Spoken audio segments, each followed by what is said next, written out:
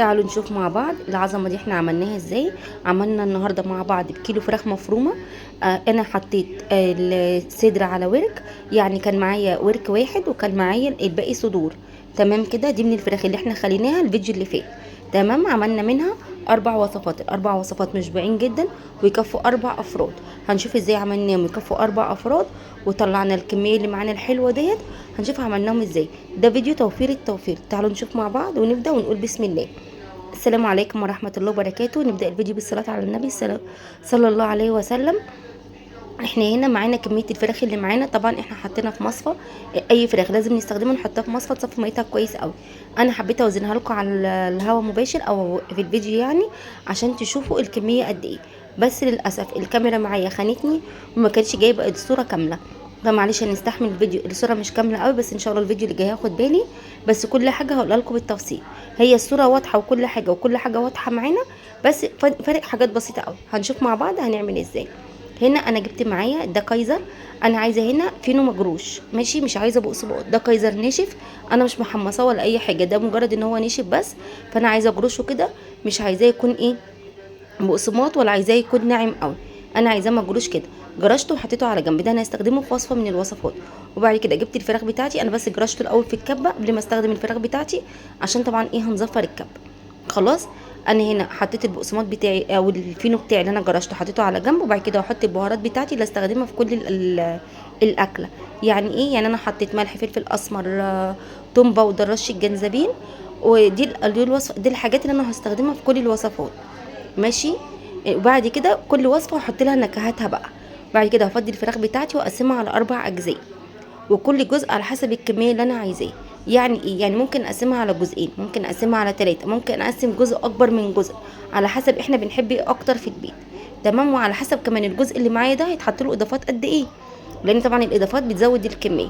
اول حاجه هنا هنبدا نعملها الخلطه بتاعه الكفته. انا كان عندي هنا رغيف فينو حطاه في ميه، مش حابه تحطيه ما تحطوهوش هنا، بس عشان يمسك لي الكفته بتاعتي شويه، وعلشان كمان يعملها لي اللهم صل على النبي بيزود لي الكميه كمان. انا هنا شلت الفينو من الكبه لاني كنت نسيت ان انا ما فرمتش البصله.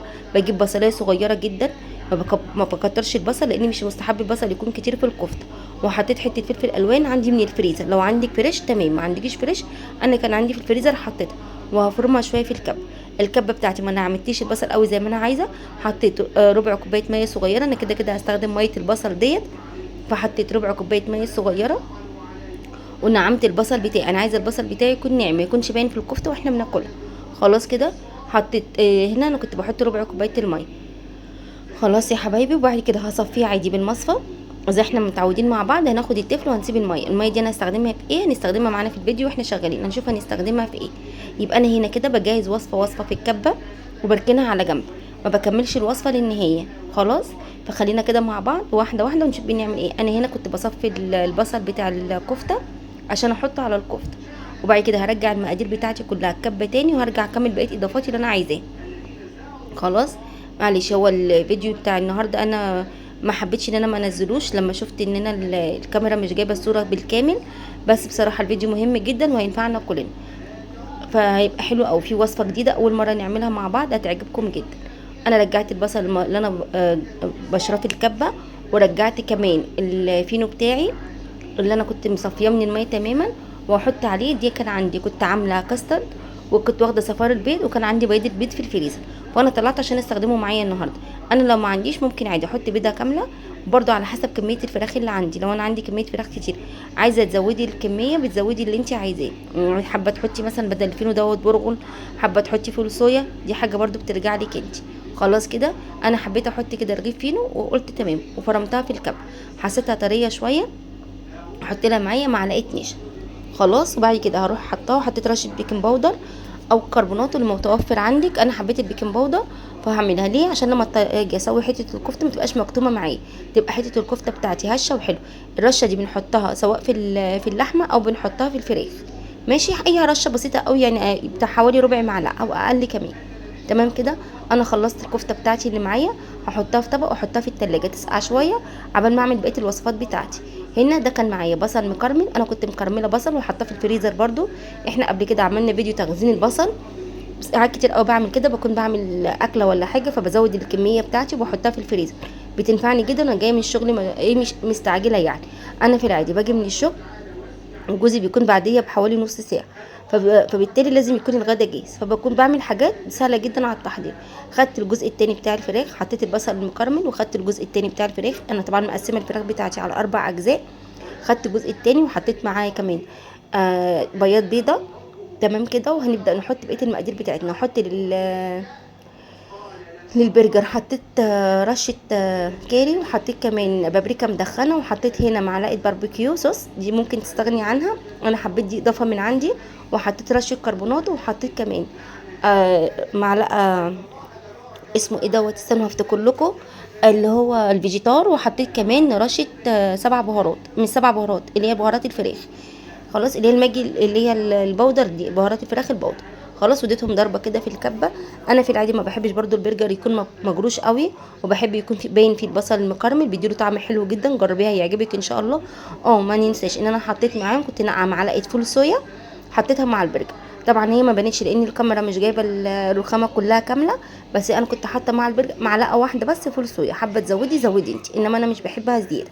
خلاص، يبقى البرجر بتاعي حطيت فيه معلقه فول صويا، حطيت فيه معلقه فول صويا منقوعه، لازم انقعها كويس قوي. معلقه فول صويا منقوعه، حطيت بصل مكرمل، حطينا كمان بياض بيضه، حطينا الفراخ، ظبطنا البهارات بتاعتنا. خلاص. هنا دي كان عندي كفته الفراخ دي. انا عملتها ازاي؟ دي الفراخ دي ما ضفتش عليها اي اضافات خالص، زي ما هي كده. حطيت ايدي في ميه البصل، انا حطيت في ميه البصل ديت معلقه زيت، اللي هي ميه البصل بالفلفل. حطيت فيها معلقه زيت، وبدات احط ايدي فيها واكور الفراخ بتاعتي، بس الفراخ المفرومه اللي هي ملح وفلفل اصفر، ورشه اللهم صل على جنزبيل وبس كده. خلاص، ما حطيتش فيها بهارات كتير. دي تعتبر فراخ سيمبل خالص، ما فيهاش ما فيهاش اي بهارات كتير. تمام. وهكورها كده. ديت ممكن اعملها داوود باشا، ممكن اعملها زي البيكاتا كده، اعفرها بشويه دي واعملها واعمل لها صوص. وممكن كمان اعملها شيكن بوبس، احطها زي ما هي كده في البيض والبقسماط، واقليها زي ما هي، هتبقى حلوه جدا. ليها اكتر من وصفه واكتر من طريقه. خلاص، يبقى احنا لغايه دلوقتي عملنا 4 وصفات. انا كنت مصوره لكم الفيديو ده بصوتي، بس حسيت ان هو يبقى طويل قوي. انا محتاجه اتدرب شويه على اني اصور الفيديو على طول من غير ما منتجه، بيكون افضل، لان في معلومات ببقى بقولها في الفيديو بصراحه قبل ما باجي منتج بتكون راحت من دماغي. فيا رب لو انتوا حابين ان انا اعمل لكم الفيديو بالصوت وتستحملوا ان الفيديو يكون طويل شويه، يا ريت تعرفوني في الايه، في التعليقات.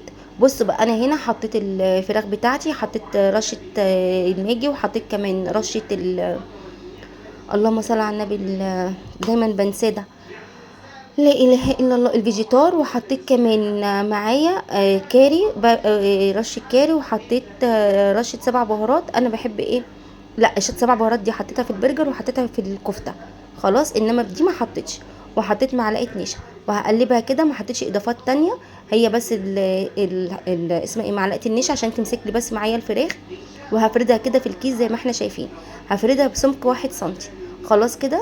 معلش، هي دي بس دي انا ان شاء الله الوصفه دي هعملها لكم مره تانية فيديو لوحدها، لانها طلعت تحفه جدا وان شاء الله هتعجبكم. انا عملت معاكم واحده وانا شغاله وقليناها علشان نشوف هتبقى شكلها عامله ازاي.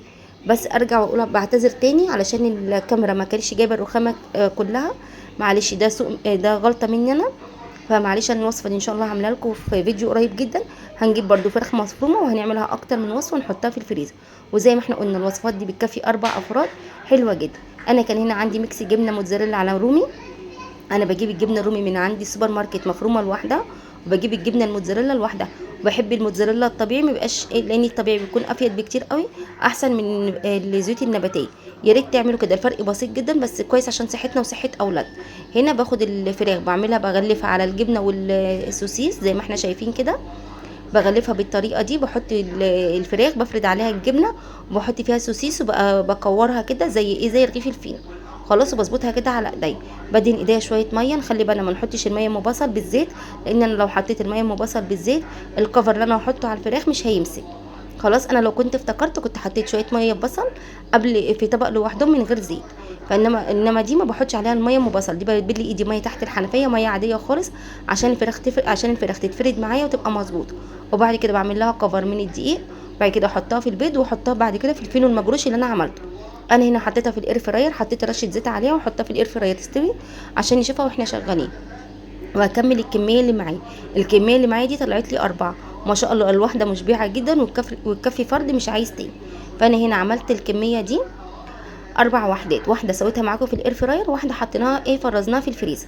خلاص بفرد الكميه التانية اللي معايا، برضو هطلعها 2. معلش اعذروني، انا برضو بعتذر للمره الكتير قوي، لان انا متضايقه جدا لان الحته دي ما جاتش، لاني بجد هي الوصفه كانت حلوه قوي، بس انا والله هعملها لكم تاني لان هي عجبتني جدا وهكررها تاني.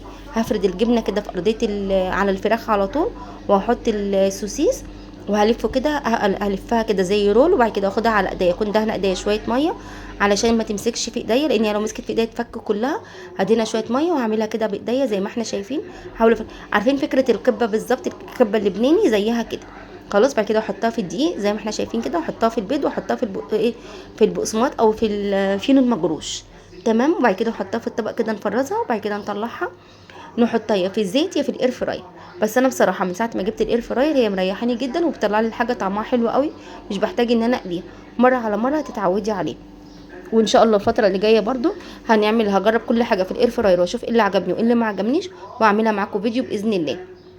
انا هنا خلاص كنت فرزت الرولات اللي انا عملتها معايا، وهنا ده كان البرجر طلعته من التلاجة كان ساقع. هشكله بالآلة بتاعه البرجر، او لو ما عنديش آلة البرجر هعملها على غطا برطمان. انا كنت عاملاها على غطا برطمان. انا عملته معاكم كتير قبل كده، برجر الفراخ وبرجر اللحمه، بس معلش برضو بعتذر لان هي حرف الرخامه ما كانش باين، وانا والله ما خدت بالي. خلاص ما ننساش اللايك والشير والسبسكرايب للقناه، لان الفيديو فيه افكار حلوه قوي وهيعجبكم والله، وانا شارحه كل حاجه بالتفصيل. ما ننساش تحطوا لايك للفيديو، وتكتبوا لي كمان ان انتم متضايقين ان انا مش جايبه الوصفه بالكامل على الرخامه، عشان اخد بالي المره الجايه.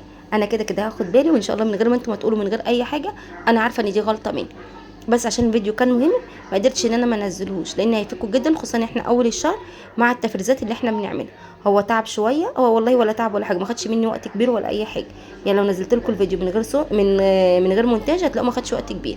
هنا دي كانت خلاص طلعت من الاير فراير، خدت بالظبط 20 دقيقه في الاير فراير زي ما احنا شايفين كده. شكلها من جوه حلو قوي، هتعجب الولاد.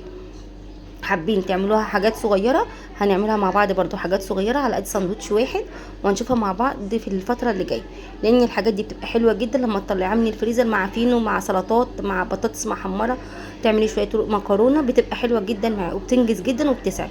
يعني لو حطيتيها في الفرن ولا حطيتيها في الاير فراير ولا حتى في الزيت مش هتاخد منك 10 دقايق. بصوا شكلها حلو جدا وعجبت بنوتي قوي. ان شاء الله تجربوها وتعجبكم. هنا كانت معانا بقى خلطه الكفته اللي احنا كنا عاملينها، كنا حاطينها ساقعه في التلاجة. انا جيت احطها في الطبق الفويل على طول، طلعت مش هتبقى حلوه وهتحط على بعضها، هتهرس بعضها، فحطيتها بقى على الصينيه دي زي ما احنا شايفين كده لغايه لما تجمد. وبعد ما تجمد دي هلمها في كيس واحطها في الفريزر، اللي احطها على ورق الفويل او في علبه التلاجة هتريحني جدا. ودي برضه هنطلعها نرصها في الصينيه ونحطها في الفرن مع شويه مكرونه، مع شويه سلطه، مع شويه بطاطس محمره، ايا كان اللي نحبه. نعملها سندوتشات مع شويه سلطه طحينه او شويه دي تبقى حلوه قوي معاها التوميه، هتبقى حلوه قوي مع مع كفته الفراخ، وهتعجبكم وصفاتنا النهارده. يا رب تجربوها وتعجبكم، واسيبكم على خير، والسلام عليكم ورحمه الله.